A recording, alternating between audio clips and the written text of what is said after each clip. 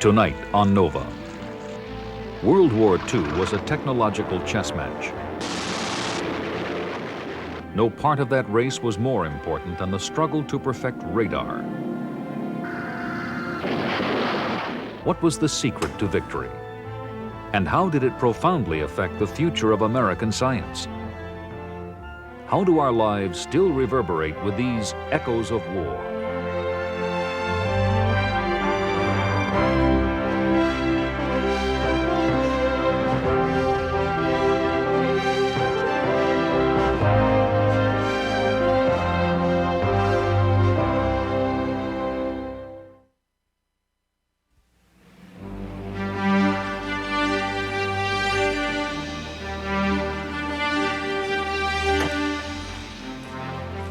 A famous World War II airplane, the P-51, once escorted bombers over Germany.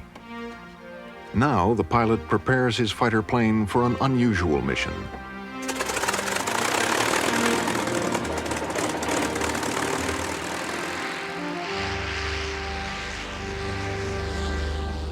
Its mission now is to be a friendly, moving target to showcase an even more influential relic of World War II, radar. The electronic eye that allowed the Allies to scope out the enemy through fog, clouds, and the dark of night. It turned the tide of many a battle, and it also dramatically changed the lives of these men, the scientists and engineers who developed radar nearly 50 years ago. But there were modulators when I got there in January of '41. Yeah, but it sure looks a bit beat up, doesn't it? Maybe this one saw war duty. He did it! Oh, my God! Oh, what a sight, what a sight. You're looking very chipper. From all around the nation, they've reunited to show that they've kept their experience not only close to their hearts, That's a long time ago, Hank. And It sure is. we did have an... but at their fingertips as well. I'll try the same place. Go back and forth a few times, see if we spot anything. From inside the radar trailer, they look for the target plane, just as they searched for enemy aircraft during the war. We'll look for him in the northwest quadrant, see if we can pick him up on the way in. I don't spot anything yet. Did you see something? Yeah, I saw you go. Wait a minute, I'll go back. Yeah, Be a little closer. There he is. Try him again. See if you got him. Ready? Ready to lock on him. Once they zero in on the target, the radar automatically tracks the plane.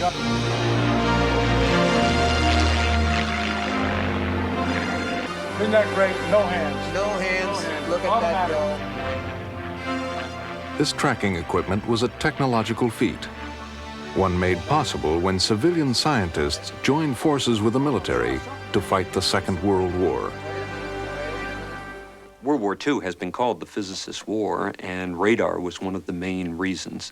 Both sides were advancing so rapidly, making technical advances so rapidly that the scientific teams on each side were constantly faced with the problem of being up against a new innovation created by the enemy and being responsible for countermeasures to counteract that. And what it created was a back and forth pressure on scientific communities to not only innovate, but then respond to the next level of innovation. It created a hothouse atmosphere.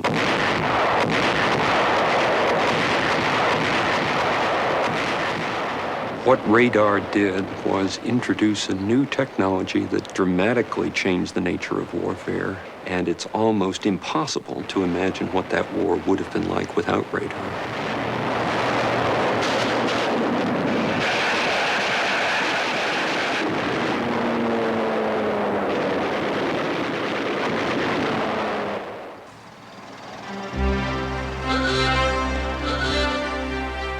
The story of radar actually began long before World War II, when A. Hoyt Taylor and Leo Young, two civilian scientists employed by the Navy, set out to conduct routine communication experiments on an arm of the Potomac River. One September day in 1922, the scientists set up a shortwave radio receiver to pick up signals from a transmitter on the other side of the river. They tuned into the steady hum of the transmission. But the hum suddenly died down, A steamer passing down the river had interrupted the signal. Taylor and Young had stumbled upon the basic principle behind radar. Radio waves can be reflected by objects in their path. The scientists immediately thought of a military application for this chance discovery. They could put a transmitter on one side of a harbor, a receiver on the other. If an enemy ship tried to sneak in at night, it would signal its presence by a disruption in the otherwise steady flow of radio waves.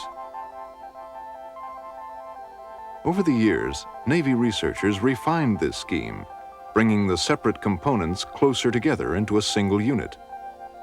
Now the transmitter would send a pulsed outgoing radio wave, and then the receiver would pick up the echo of that wave, bouncing off a target.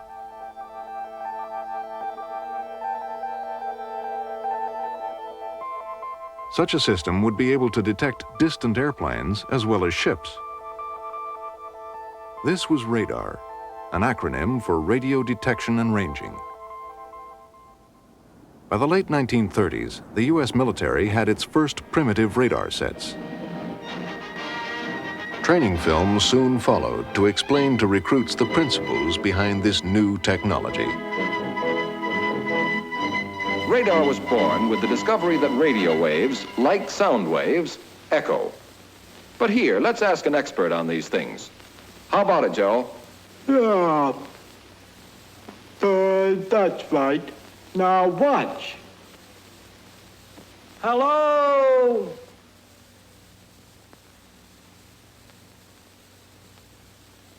Hello? Hello? The analogy to sound is good, but radio waves, like visible light, really are a form of electromagnetic radiation, so they travel at the speed of light. If a radio wave could travel around the world, it would make the trip 7.5 times in just 1 second. This allows for quick detection of targets. When the radar antenna sends out its pulses, they bounce back from the unknown target, and the result is seen as a peak on the radar screen. Reading this pattern, the distance and speed of an approaching plane are charted. These basic principles were also discovered independently by scientists in other countries, most notably Great Britain and Germany. But the spark that gave life to the new technology was the coming World War.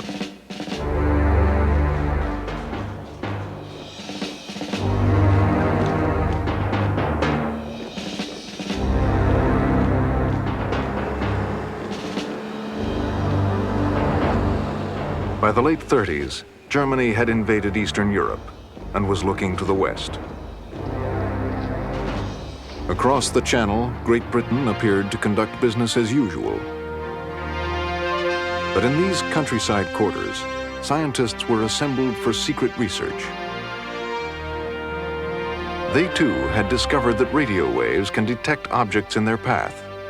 Their mission? Use this discovery to plan a defense of their vulnerable island against attack from Germany. The scientists convinced the government to line the coast with a network of radar antennas.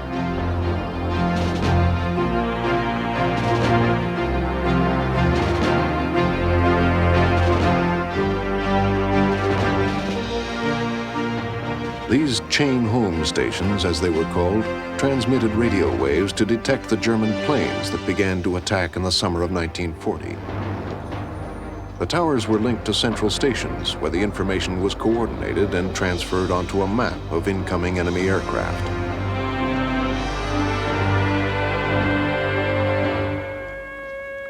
It was a primitive system, but it eliminated the element of surprise, allowing the Royal Air Force to shoot down enough German planes each day to eventually win the Battle of Britain.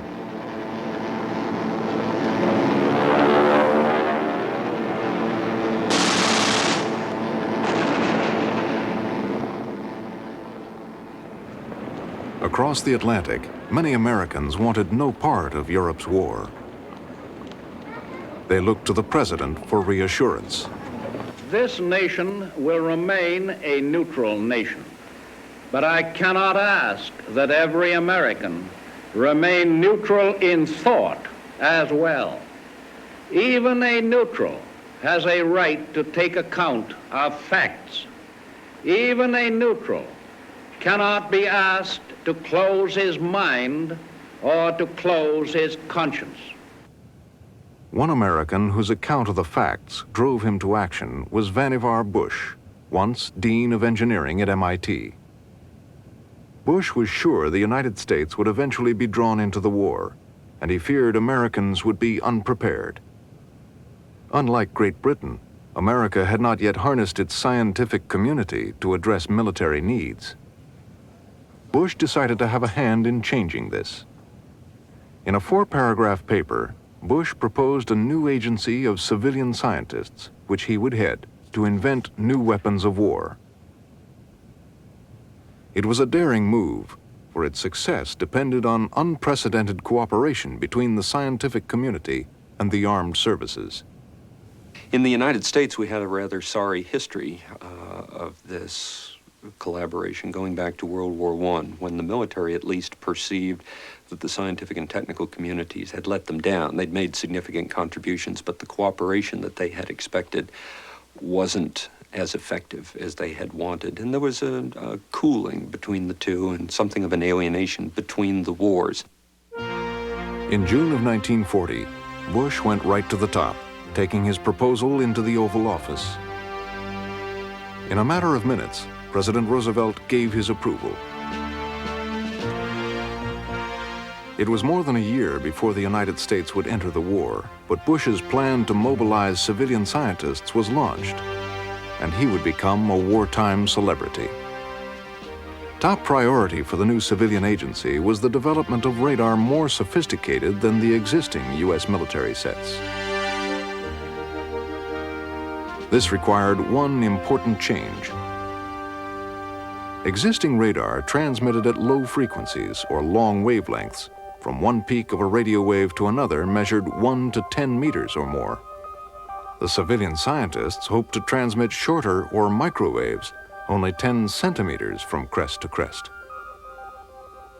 Microwaves would make it easier to generate a narrow beam, more accurate in pinpointing the direction and height of a target. The shorter wavelengths could distinguish between targets closer together. And while long-wavelength radar requires large antenna components, microwave sets could be made from smaller ones that could easily fit into planes.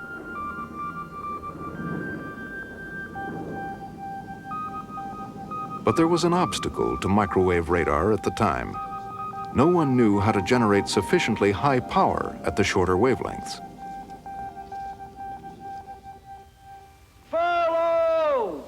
Could microwaves ever be generated with enough power to reach distant objects?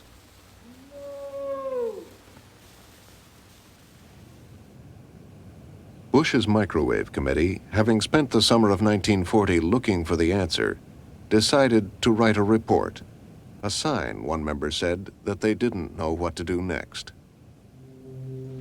As it turned out, the solution lay in war-torn England, where in early 1940, 2 British physicists, Randall and Boot, had invented the key to microwave radar, a little powerhouse called a multi-cavity magnetron. They knew the cavities, shown here in cross-section, would generate microwaves because wavelength is linked to component size. But could the tiny part generate microwaves with enough strength and power to reach distant targets? To get a quick estimate, the scientists hooked up their invention to see whether it could power large electric lamps. The experiment was a glowing success, and the boldest leap ever in the history of radar. But how successfully could the new invention be developed in battle-scarred England? Officials feared the Battle of Britain would push the country to the limits of its productive capacity.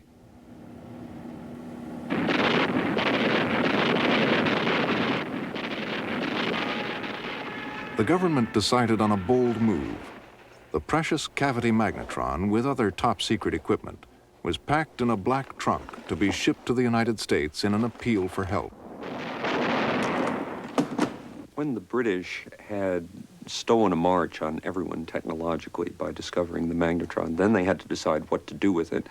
And they were deciding that in the context of being the sole surviving adversary of Germany now. This came about during the time of the fall of France and the spectacular triumph of the German war machine, which had essentially run roughshod over all of continental Europe. And England was left alone. They had their backs against the wall. They needed all the help that they could get, and they had to take a chance on trusting the United States. The cavity magnetron was shipped across the Atlantic in the custody of a member of the British radar team. It was later described as the most valuable cargo ever brought to our shores. The magnetron arrived in the fall of 1940 and was placed in the hands of American scientists eager to exploit the breakthrough to make new and better radar. MIT, the Massachusetts Institute of Technology, agreed to house the new project. With academia opening its doors to military matters, civilian science would never be the same again. The project began in a single office in the university's main building. But the sprawling campus soon began to relinquish space, building by building, to the new radar project. It expanded outward and upward, eventually sprouting strange domes to hide the secret experiments within. In October 1940, recruits arrived to work on a project whose details were top secret, even to them. One was a young engineer, Emmanuel Maxwell. I was told about this big project that was going on at MIT, and somebody was coming down to recruit people. Would I be interested? And I said, fine, because it sounded like something I'd like to, well, I was going to say it sounded like something I'd like to get into, because I didn't know what I was getting into. In fact, I didn't really know what the project was until I arrived here. An early assignment? Give the secret project a code name. Harvard physicist Norman Ramsey. I think none of us had even heard of the word radar at the time, so we wanted something to be a reasonable name, but at the same time give away no secrets, maybe even mislead people. And the thought was that we could call it the radiation laboratory, because there was in Berkeley a very important radiation laboratory working on nuclear physics. This might make people think we were working on nuclear physics and maybe on trying to develop a nuclear bomb, which at that time looked like a very way out, very unlikely event. Control of the Rad Lab was turned over to the nation's leading physicists. Among the leaders was Isidore Isaac Rabi, a recruit from Columbia University. Rabi, who emigrated from Eastern Europe at an early age, was among the best and brightest who would transform American physics. While he was not the official director of the Rad Lab, Rabi was considered by many to be its heart and soul. Rabi was an idea man, an extremely good one, a philosopher. I think he set the spirit and tone of what the radiation lab was all about. But one of his virtues was that he was critical of things, and he would sometimes start a student off on a problem, and the student would, then he wouldn't see the student for a while, come back and say, what are you working on? The student would reply to him what Rabi had first told him about the problem, and Rabi would be very apt to say, well, that's a terrible waste of time. What are you wasting your time on such a stupid thing as that? The student would be sort of shattered, but it did make him think, and you quickly learned not to say the work was important because Rabi said it was important, but you had to say it was important because it was important, and why. When early Rad Lab recruits found the cavity magnetron baffling, Rabi told them, it's simple. It's just a kind of whistle. Indeed, the cavity magnetron works much like a whistle, or even simpler forms of wind instruments. Here, wind blows over the bottle, exciting the air inside, setting up sound waves at a wavelength dependent on the size of the cavity. Tipped on its side, the bottle resembles one of the 8 cavities in a cavity magnetron. Now, instead of wind, electrons blow over the cavities, exciting them. And instead of sound, electromagnetic waves, the waves of radar, are generated at a wavelength set by the size of the cavity.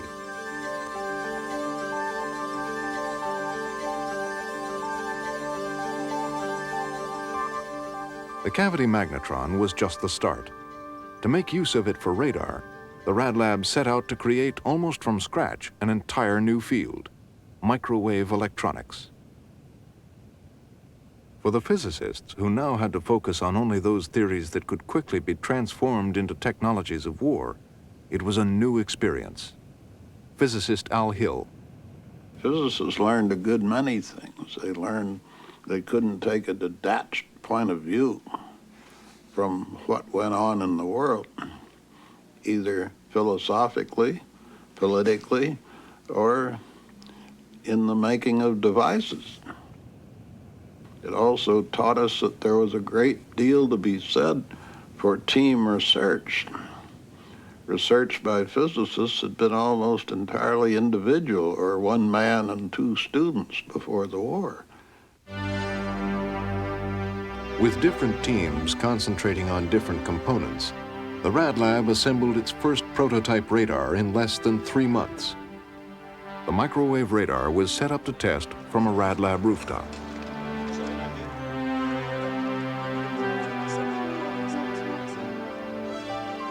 When it successfully picked up an echo from the dome of the Christian Science Mother Church, visible across the river, a coded telegram was rushed off to let officials in on the secret. The Rad Lab's first complete experimental radar had worked. Rooftop experiments were part of the Rad Lab's first priority project, the development of a radar that could be installed in airplanes to detect enemy planes at night.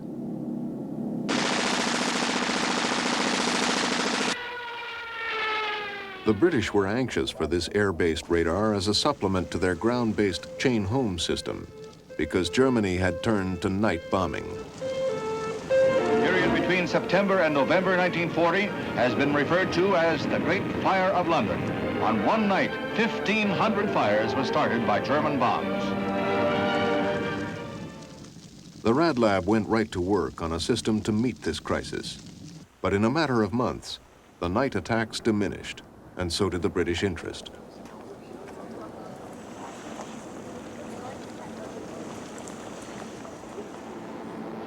In the United States, the military displayed a similar lack of interest in aircraft intercept radar, perhaps reflecting indifference toward radar technology in general. But all that was to change abruptly Sunday morning, December 7th, 1941.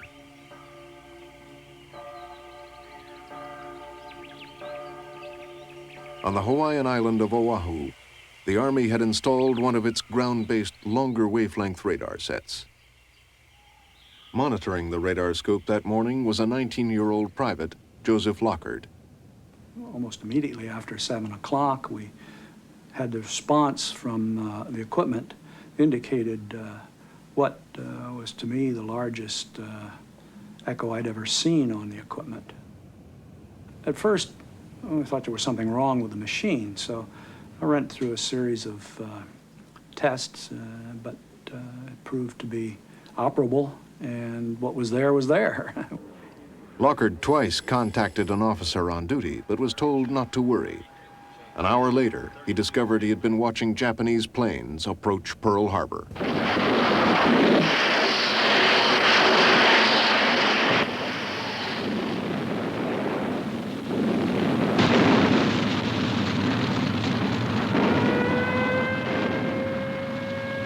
When word spread that radar had actually warned of this attack, the U.S. military took notice. The best thing that came out of it was an acceptance of the value of the equipment. It was no longer considered a toy, but a useful defense mechanism. The military was warming toward radar, but it was still cool toward the civilian scientists who wanted to develop newer, more accurate models. Would these systems become a part of the U.S. arsenal or remain just an academic experiment? In his office in Washington, the Secretary of War himself was ready to challenge the traditional distrust of civilian scientists. Henry Stimson wanted his own personal advisor on radar. In April of 1942, he summoned an electrical engineering professor from the radiation laboratory, Edward L. Bowles. I was a novice. I wasn't at home in the military structure. I was not conversant with the work of the Navy and the Army Air Corps. All I knew was what I read in the newspapers. So I found myself in a bewildering wilderness. He was an ambassador of radar deep within the military, and the progress of the Rad Lab depended on his diplomacy. So Bowles maneuvered with caution, subtly cultivating the right sources.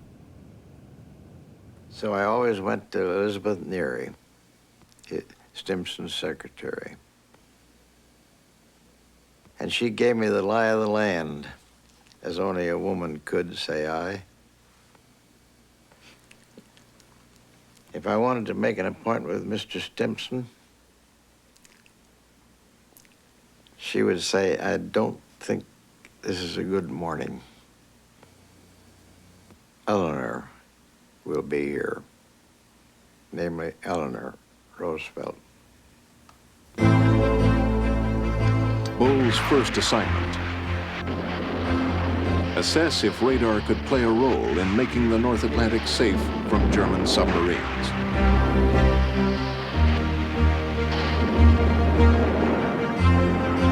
These lethal U-boats threatened to cut off Britain, whose very existence depended on the supplies it got by sea. This was perhaps the most critical battle of the Second World War. Faced with this new crisis, the Rad Lab redirected its earlier priority project.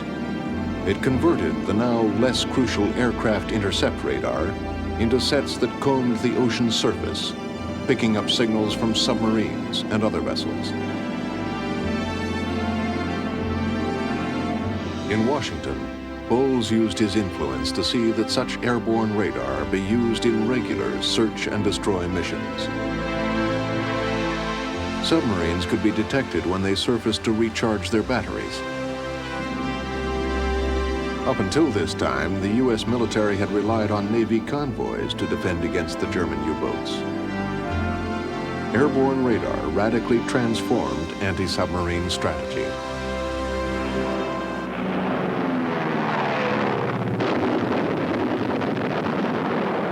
Perhaps the most important use of radar in World War II was in the submarine war.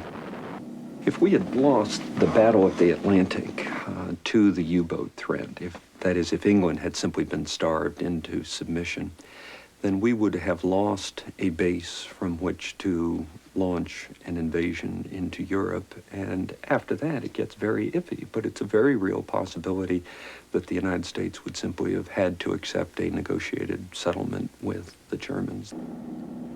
By the summer of 1943, the use of airborne radar helped Allied convoys proceed safely in areas that had been treacherous only a short time before.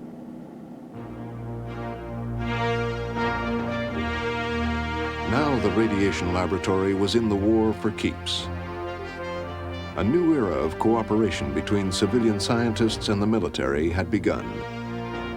Pilots and other military personnel visited the Rad Lab, bringing ideas for new radar and feedback on devices already deployed. MIT professor Louis Smullen. They came with their problems. They needed help.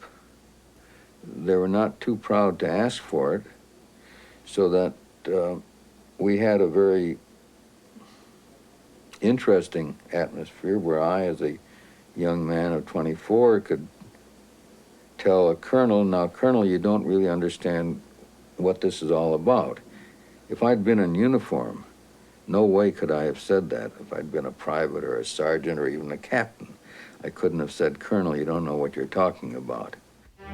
Rad Lab engineers themselves made hundreds of different trips to the war zone.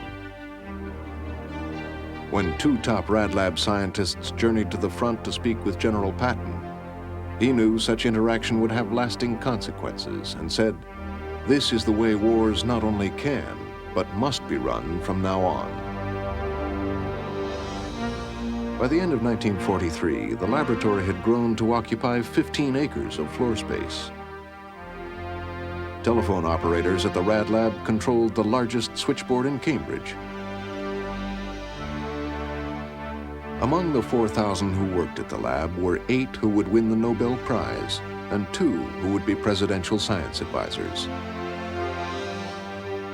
But in 1943, every member of the lab's vast staff was working not for civilian honors, but for military victory. It probably was the last, let me say, good war, in the sense that we all felt we knew what we're, maybe not what we were fighting for, what we were fighting against. You have to remember, we were civilians. We had neighbors our age who were drafted and who didn't come back. I suspect it was a curious mixture of guilt, of excitement, because it was a very exciting time, technically. New things were happening and you were involved in them. And a desire to win, certainly not to lose. Now new radar sets were moving quickly from the lab to the battlefield. The Rad Lab contracted with more than 70 companies to mass produce parts and assemble whole sets. GE and Raytheon made magnetrons. RCA manufactured receivers. Westinghouse, Philco, and Western Electric also were in on the act, making parts for dozens of different radar systems. It was the beginning of a powerful academic, military, industrial complex.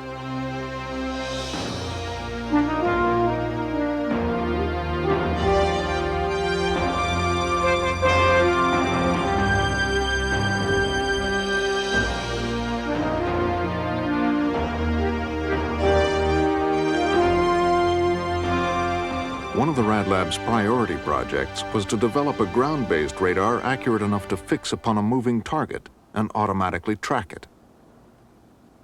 This radar, called the SCR-584, was connected via early computers to anti-aircraft guns, which in turn were directed to the correct firing point.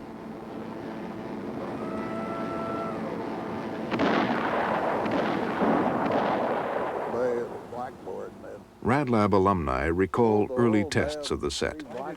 Some of you fellas don't probably understand or know a lot about how the early tests on 584 were done before it became 584. And this is a test reel. And the test reels were made by taking a 16mm camera, mounting it on the parabola so it pointed in the same direction that the parabola pointed, and then photographing the airplane that it was supposed to be tracking. And our measurement of whether it was working at all was, did it stay on the plane? And if it was really honing in on it and doing the job beautifully, we had nice stationary pictures of an airplane with the clouds moving along behind it, and the thing would just lock on it like a rock no matter where that airplane went. There are pictures of the set, and there are probably pictures of the airplane itself farther along on the reel. During tests of an early model of this radar, the experimenters discovered that their piece of military hardware could automatically track a less than threatening target. A telegram was sent to the Rad Lab to share the news. The radar had tracked seagulls. Well, we all looked at that telegram and says it has to be some sort of a secret code, because we knew everything was classified and couldn't talk, and we were trying to decipher what he meant by tracking seagulls. And the hard fact was, that was true. That's all he did, was to track seagulls. Indeed, cryptic messages were expected because all information about radar was top secret.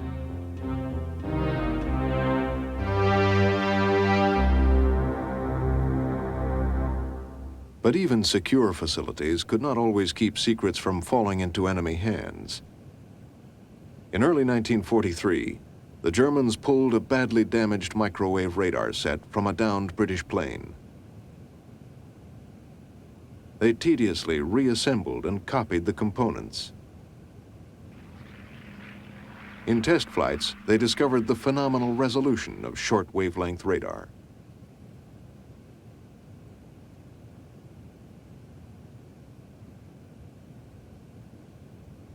Now they too attempted to exploit microwave technology, but it was too late to catch up. Hitler literally grew complacent, and he drew back on not only his research and development, but also his industrial production. And that went on for 2 years until in 1942, after the invasion of Russia, he begins to realize that this isn't going to be as easy as he imagined and that they're in for a long-term war. And then he tries to crank it up belatedly. And by that time, the United States research and development sort of infrastructure is in full gear, and of course the British have been working for a long time, and the Germans were simply never able to catch up. But the Germans had employed ground-based long-wave radar from early on in the war. Even these more primitive systems presented a threat that couldn't be ignored. Back in Massachusetts, a laboratory was set up at Harvard to take measures against enemy radar. Here, scientists developed a method to jam enemy systems, dropping strips of aluminum foil called chaff. Chief of chaff at Harvard, astronomer Fred Whipple.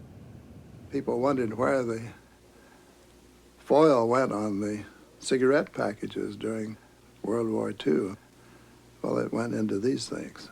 There were hundreds of thousands of tons of it used. Foil length depended on the wavelength to be jammed. The proper length reflected the radar waves, causing many blips to appear on the scope, making it difficult to tell which was the true target. Sometimes when it was first used, the operators thought that the radar was in trouble, you see. There's something wrong with the radar, so they would tear it apart and try to find out what was wrong. German scientists, too, devised countermeasures, creating electromagnetic noise to make it difficult to find ground targets. This German footage, captured during the war, shows reflectors being constructed to try to confuse airborne radar. Such countermeasures put a higher premium on microwave radar, which were then harder to jam. Whenever a new technology as important as radar comes along, it cannot be ignored by an enemy or a potential enemy. It drives everyone to develop their technology to respond to it, to create appropriate countermeasures. And those countermeasures, in turn, invite countermeasures and drive this technological race on ad infinitum. And in the process, changes the nature of warfare. By 1943, the war in the air was being fought not over Britain, but over Germany, where the Allies were on the offensive to crush the Nazi war machine.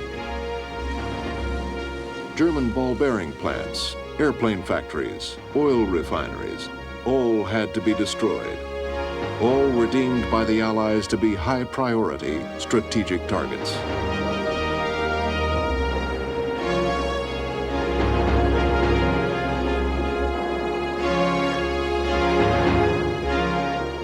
Finding these targets was no easy task for the Allied squadrons that relied on what were then standard means of navigation: visual landmarks, dead reckoning, celestial guides. Navigation leading up to World War II and even through the war was so bad that there are countless instances where aircraft on both sides not only did not hit the right target within a city, didn't even hit the right city. To aid in navigation, the British designed a system to guide aircraft from Great Britain with two ground station radar called Cat and Mouse. The plane flew along a path at a constant range from the Cat station until it reached a predetermined distance from the Mouse station, the bomb release point. The proper course was communicated to the pilot by tones. A steady one confirmed the pilot was on course.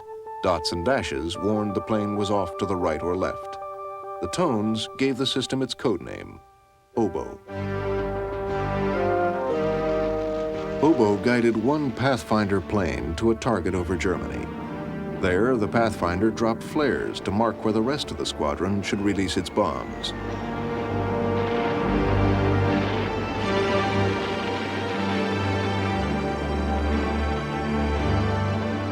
Oboe at first relied on long-wave radar, but questions were soon raised about how long these missions could continue before the enemy began jamming that frequency.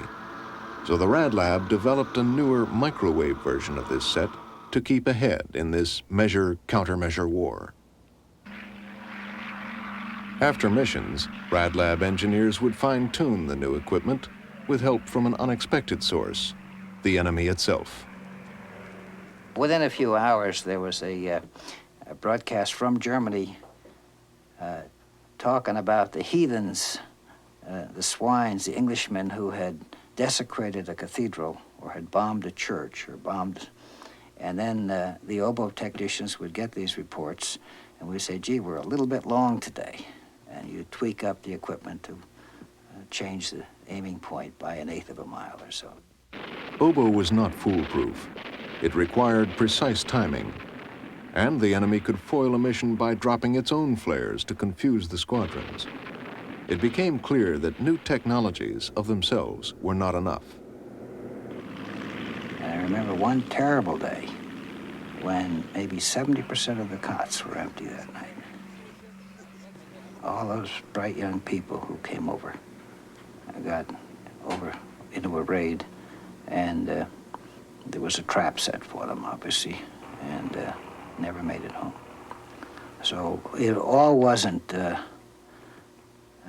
red and roses. There were many times when you had a down day because of what the Germans were capable of doing. Because oboe relied on ground radar based in Great Britain, it was limited in range. So as the strategic bombing offensive penetrated deeper over German airspace, the focus shifted to another navigational aid, a new airborne radar that would enable squadrons to engage in blind bombing missions.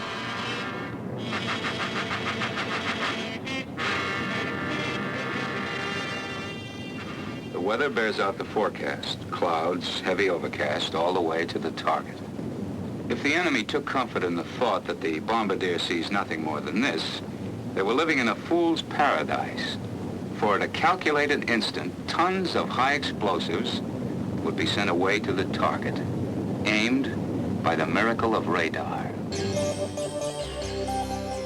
This new radar operated at the shortest wavelength in wide use during the war. Radar entered the war at wavelengths of 1 to 10 meters. Early airborne and ground-based radar operated at a more precise 10 centimeters.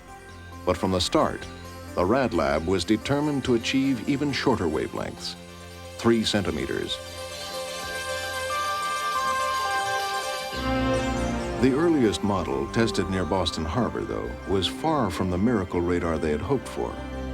Of course, the first flight, nothing worked. It was terrible. I mean, we flew over, initially we flew over little boats and then bigger boats, and we kept asking for still bigger boats to see something while the pilot was getting a little bit annoyed with us, not seeing anything on radar. And finally we flew over a ship and said, we'll find a bigger one. He pointed out that was the Queen Mary we had just flown over, so that obviously that was a bad start.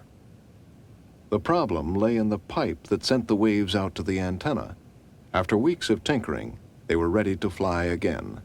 Then on one of the missions, after the equipment was working very well, we actually came across a German submarine fairly near the Boston Harbor, and the pilots were really annoyed at that time because they had no munitions or anything aboard. The only thing they could do was throw a monkey wrench at the submarine.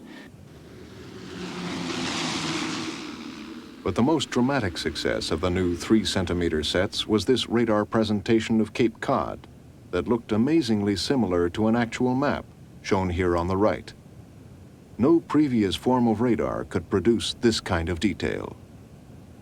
This ability to image the ground gave the Air Force a more flexible navigational tool than land-based radar systems. Deep over Germany, crews dropped their bombs from 30,000 feet on targets often seen only on radar.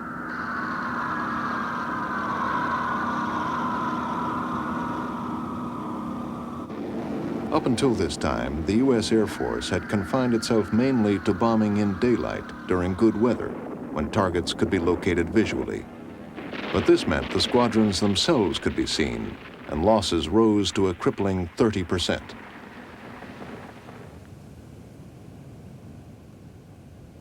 With 3-centimeter radar, missions could take place at night or in overcast weather, helping to protect squadrons. There was a trade-off, however. Radar missions weren't as precise as visual means in isolating military from civilian targets. This created a new tension in military strategy. The issue of precision bombing versus blind bombing raises a wonderful paradox about this new technology, which gave to us a capability to conduct strategic bombardment in a way that was entirely unanticipated, and yet it did not lead in the policy direction that we wanted to go. What we wanted our technology to do was give us more precise bombardment so that we would avoid collateral casualties, indiscriminate civilian casualties. Radar helped us move in the other direction. Despite this dilemma, 3-centimeter radar was adopted. This development, along with the deployment of the P-51, a new long-range fighter escort to protect squadrons, made widespread bombing of Germany possible. Radar's contribution here was to keep Allied planes flying when they otherwise would have been grounded during bad weather, allowing the enemy no long periods of rest. This unrelenting strategic bombing softened Germany's defenses in preparation for the invasion of France.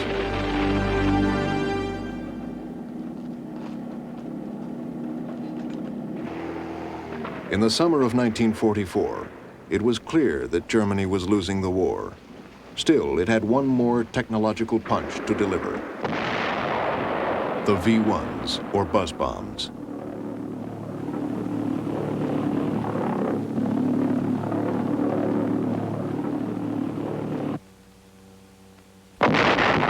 There were efforts to shoot these things down with fighters, but the fighters didn't like it, because if they succeeded in destroying the buzz bomb, they were triggering off the explosives in it. And so the airplane had to fly through all that debris. These things appeared at random, and nobody knew where they were going to drop. There was that horrible period where you heard the buzz come along. I know because I heard them. And the question was, when are they going to stop buzzing?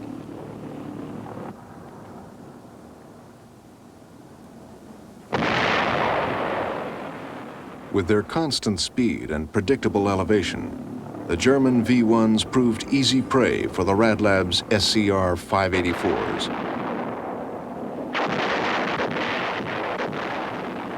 On the final day of the Blitz in London, out of 104 bombs clocked coming across, only 4 actually got by them.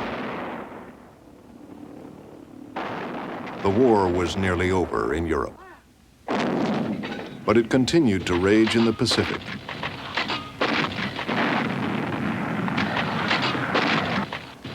The war in the Pacific was largely engagements between carrier forces, with low-flying planes attacking enemy fleets. Radar wasn't as critical in this arena, but it did support the massive air raids and landings on numerous Pacific islands as the Allies moved ever closer to the expected invasion of Japan itself. In the South Pacific battlefield, radar operators soon discovered that the radiation lab had neglected to take into account the need to tropicalize the radar sets to protect the equipment against the ravages of the environment. Dispatched there to help with the SCR 584 radar was Hank Abazian. The inside of that radar was the saddest sight you've ever seen. There was fungus growth all over everything. The sandbags had been moist in here, had been stacked in here. Well, clean up, of course, everything, take everything apart and wash it down and clean up. I could never bring that radar up to the performance standard that I knew it should meet. Get it up quite a bit, but never to what it should be. But even up to speed, the SCR 584 had certain limitations. Sent to patrol the skies, the radar and its operators were vulnerable to enemy attacks by land. So this one night, sleeping in my cot out front, I hear all this machine gun fire and was sleeping there sort of semi-sleep. I said, well, that machine gun out there just blasting away. And then I heard Japanese talk. It wasn't English talk, I knew that.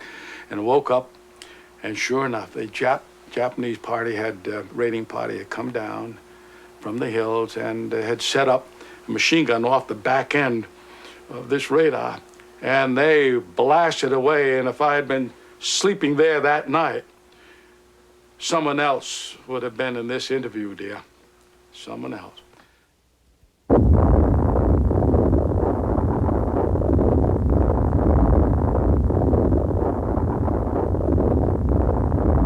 The bomb didn't take everyone at the Rad Lab by surprise. After all, a handful of their colleagues had been siphoned off to work on it, disappearing officially to a P.O. box in Los Alamos, New Mexico. When II Robbie was initially asked to join the bomb project, he declined. I refused, he said, because I was serious about the war. Maybe we could have won it without the atomic bomb, but without radar, we could have lost it. It is difficult to choose the right word to describe radar's contribution to the outcome of the war. Enthusiasts for radar want to say it was decisive. Practically everybody will allow that it contributed significantly to the outcome of the war, which sounds rather bland. The truth is probably someplace in between those. That is, radar did not by itself, nor did any other technology, determine the outcome of the war in the way that the term decisive suggests. But it understates the case to say that it simply contributed, because it did more than contributed. It changed the whole nature of World War II, and it's almost impossible to imagine what that war would have been like without radar. On August 14th, 1945, at a convocation celebrating victory over Japan, Director Lee DeBridge announced plans for closing the radiation lab. That was the finest organization I've ever worked for. And when that day come to say goodbye, I got around about 3 people, and I couldn't do it anymore. Couldn't do it. The rooftop radar were knocked down, the labs stripped of equipment. Their mission was over, but the wartime work left peacetime legacies, from radio astronomy's probe of the universe to radar control of civilian air traffic.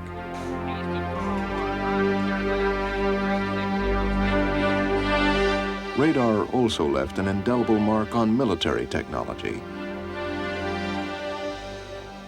In the fall of 1945, MIT held a proud public demonstration of the role science and technology played in the war effort.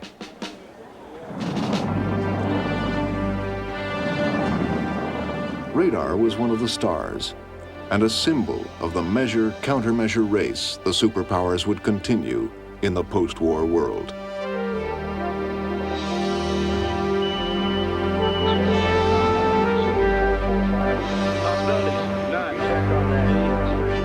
After World War II, the use of extensive radar networks meant that strategic bombers could be detected long before they reached their targets.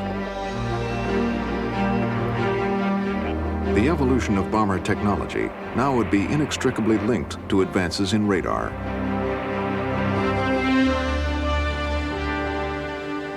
Today, the unveiling of the stealth bomber, purported to evade radar, is the latest chapter in this ongoing measure-countermeasure story.